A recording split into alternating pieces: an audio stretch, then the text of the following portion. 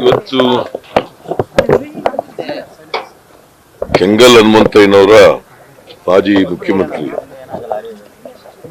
ಅವರ ಪುಣ್ಯತಿಥಿ ಇವತ್ತು. ಆ ಪುಣ್ಯತಿಥಿಯನ್ನ ಪ್ರತಿ ವರ್ಷ ನಾವು ಆಚರಣೆ ಮಾಡ್ತೀವಿ. ಅವರ ಪ್ರತಿಮೆಗೆ ಹೂನಾರ ಹಾಕಿ ಪುಷ್ಪಾರ್ಚನೆ ಮಾಡಿ ಗೌರವಿಸ್ತೀವಿ. ಅವರ ಕುಟುಂಬದವರು ಕೂಡ ಭಾಗವಹಿಸ್ತಾರೆ. ಮತ್ತೆ ಸರ್ಕಾರದ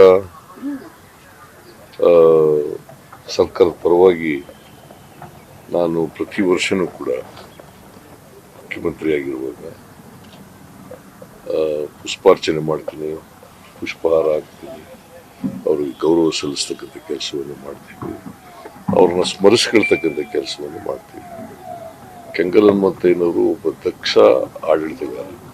ಅದು ಮುಖ್ಯಮಂತ್ರಿ ಆಗಿರ್ಬೋದು, ಕೇಂದ್ರದಲ್ಲಿ ಮಂತ್ರಿ ಆಗಿರ್ಬೋದು.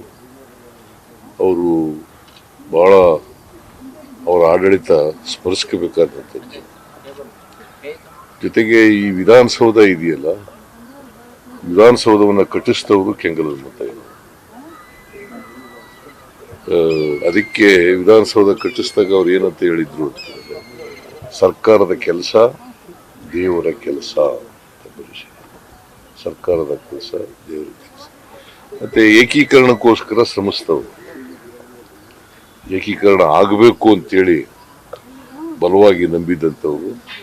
ಕನ್ನಡ ಮಾತನಾಡ್ತಕ್ಕಂಥವರೆಲ್ಲ ಒಂದು ಆಡಳಿತದ ಇದರಲ್ಲಿ ಬರಬೇಕು, ಕನ್ನಡ ನಾಡು ಅಭಿವೃದ್ಧಿ ಆಗಬೇಕು, ಸರ್ವತೋಮುಖವಾಗಿ ಅಭಿವೃದ್ಧಿ ಆಗಬೇಕು ಅಂತಕ್ಕಂಥ ಅವರು ಬಹಳ ಅದಕ್ಕೆ ಕಟಿಬದ್ಧರಾಗಿ ಕೆಲಸ ಮಾಡಿದರು. ಇವರು ಸ್ವಾತಂತ್ರ್ಯ ಬಂದ ಮೇಲೆ 2ನೇ ಮುಖ್ಯಮಂತ್ರಿ.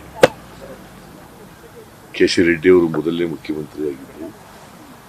ಕೆಂಗಲ್ ಹನುಮಂತಯ್ಯನವರು 2ನೇ ಮುಖ್ಯಮಂತ್ರಿಯಾಗಿ ಕೆಲಸ ಮಾಡಿದರು. ನೆಹರೂರವ್ರ ಜೊತೆನಲ್ಲೂ ಕೂಡ ಸಂಬಂಧ ಚೆನ್ನಾಗಿತ್ತು. ಅವ್ರ ಜೊತೆಯಲ್ಲಿ ನೆಹರು ಅವರು ಪ್ರಧಾನಮಂತ್ರಿಯಾಗಿದ್ದಾಗ ಇವರು ಮುಖ್ಯಮಂತ್ರಿಯಾಗಿದ್ದರು. ಅನ್ಯೋನ್ಯವಾಗಿ ಕೆಲಸ ಮಾಡ್ತಾ ಇದ್ರು. ದೇಶದ ಮತ್ತು ರಾಜ್ಯದ ಅಭಿವೃದ್ಧಿಗೆ ಇಬ್ಬರು ಕೂಡ ಶ್ರಮಿಸಿದ್ರು ಅಂತಕ್ಕಂಥದ್ದನ್ನ ಇವತ್ತು ನಾವು ಸ್ಮರಿಸ್ಕೋಬೇಕಾಗ್ತದೆ. ಅವರ ಆಡಳಿತ ಆದರ್ಶಪ್ರಾಯವಾಗಿತ್ತು, ದಕ್ಷವಾಗಿತ್ತು, ಜನಪರವಾಗಿತ್ತು. ಅದನ್ನು ಸ್ಮರಿಸ್ಕೊಂಡು ಅವರು ಹಾಕಿಕೊಟ್ಟಂಥ ಹೆಜ್ಜಿನಲ್ಲಿ ನಾವು ನಡೀತಕ್ಕಂಥ ಪ್ರಯತ್ನವನ್ನು ಮಾಡ್ತೇವೆ ಅಂತಕ್ಕಂಥ ಮಾತುಗಳನ್ನು ಹೇಳಿ, ಅದೇ ಅವರಿಗೆ ನಾವು ಸಲ್ಲಿಸ್ತಕ್ಕಂಥ ಗೌರವ ಅಂತಕ್ಕಂಥ ಮಾತುಗಳನ್ನು ಹೇಳಿ. ಶೇಖರ್ ಸ್ವಾಮೀಜಿ ವಿರುದ್ಧ ಎಫ್ಐಆರ್ ಆಗಿರೋದು ದ್ವೇಷಪೂರಿತ ಅಂತ ಬಿಜೆಪಿ ಅವರು ಹೇಳ್ತಿದ್ದಾರೆ ಸರ್. ಇದು ಸಂಬಂಧನ ಅದಕ್ಕೆ ಈ ಕಾನೂನು ಪ್ರಕಾರ, ಕಾನೂನು ದೃಷ್ಟಿನಲ್ಲಿ ಏನ್ ಮಾಡಬೇಕು ಅದನ್ನು ಮಾಡ್ತಾರೆ ಅಷ್ಟೇ.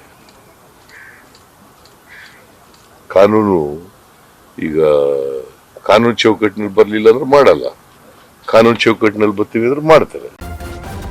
ನ್ಯೂಸ್ ಫಸ್ಟ್ ನಿರ್ಭೀತಿಯಿಂದ ನಿಮ್ಮ ಪರವಾಗಿ.